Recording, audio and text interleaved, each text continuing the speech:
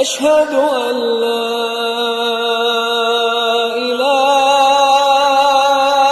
إلا الله.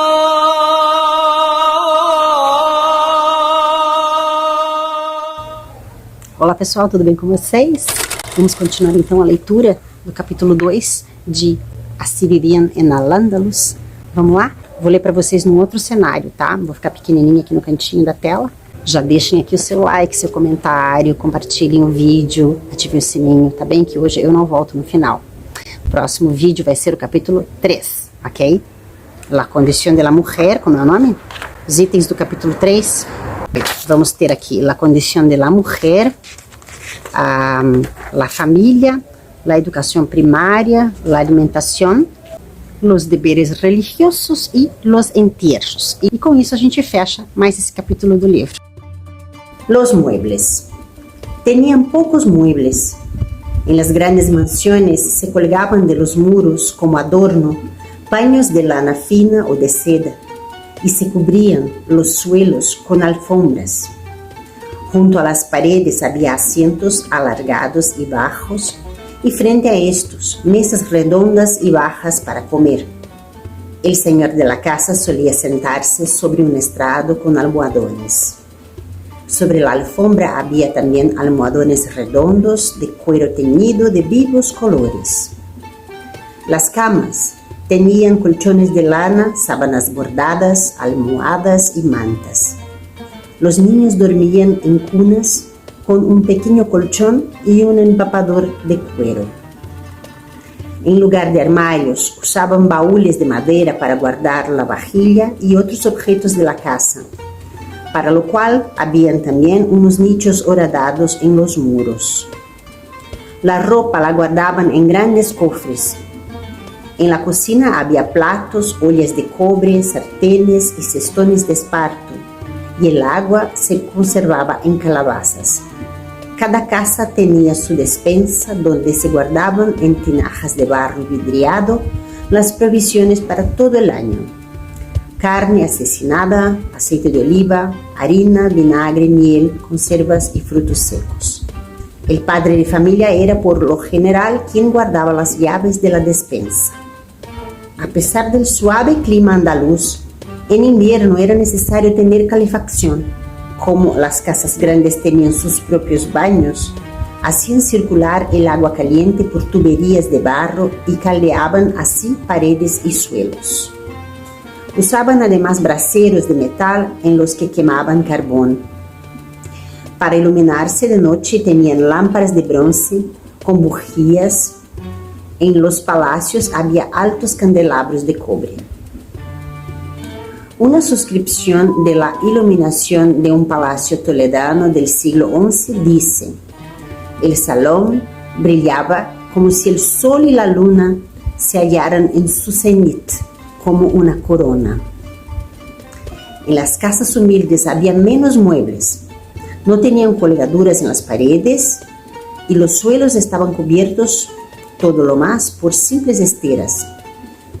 Puesto que no tenían dinero para comprar ropas hechas en los zocos, debían fabricarse sus propios vestidos, por lo que nunca faltaban en sus casas la rueca y el telar. De noche se alumbraban con velas de cera o sebo. Las de cera eran mucho más caras, y candiles de aceite. Como calefacción invernal usaban braseros principalmente de barro cocido. La condición de la mujer. Una vez casada, la mujer no podía enseñar su rostro descubierto, salvo al marido y a parientes cercanos. Sometida por completo a la autoridad del marido, llevaba a partir de entonces una vida de semi-reclusión en el hogar. La mujer de posición humilde trabajaba en casa, hilando o tejiendo para la familia. La mujer de posición elevada también salía poco. Dedicaba gran parte de su tiempo a su aseo personal y recibía la visita de sus amigas o de algún vendedor. Al menos una tarde por semana iba a los baños públicos, donde se reunía con las amigas y merendaban juntas. Los viernes Iba a la mezquita y después a veces al cementerio. Solo en los días de fiesta canónica salía con la familia de excursión al campo. Cuando el marido celebraba un banquete en la casa, las mujeres no participaban en él. Solo se permitía la presencia de las esclavas, cantoras y bailarinas. Pero Al-Ándalus estaba muy lejos del Oriente, cuna del Islam. Aquí los árabes que tanto dieron a la península recibieron mucho a su vez de España. Por influencia de la cultura cristiana, con fuertes raíces hispano-romanas, se fueron suavizando algunas normas sociales musulmanas. Así la mujer gozaba en Al-Ándalus de mayor libertad que en el resto del mundo hispánico, al menos entre las clases media y alta. En época de taifas, hubo mujeres cultas que se distinguieron como poetisas y llevaron una vida bastante independiente. También las mujeres con posición acudían a estudiar a las universidades.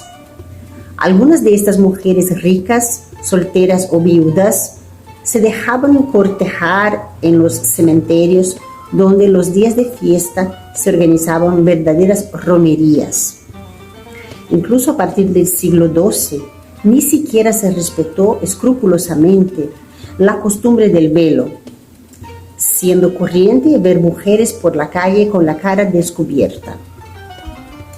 Parece que la influencia de las cortes de taifas en el siglo XI y luego de los almorávides contribuyó también a esa gradual liberalización de la condición de la mujer hispano-musulmana.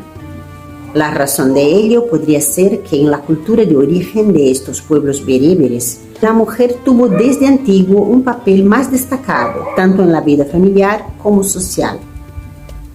Como en el resto del mundo árabe, la mujer casada tenía derecho, cuando el marido la trataba mal o le hacía poco caso, a solucionar el divorcio ante la justicia.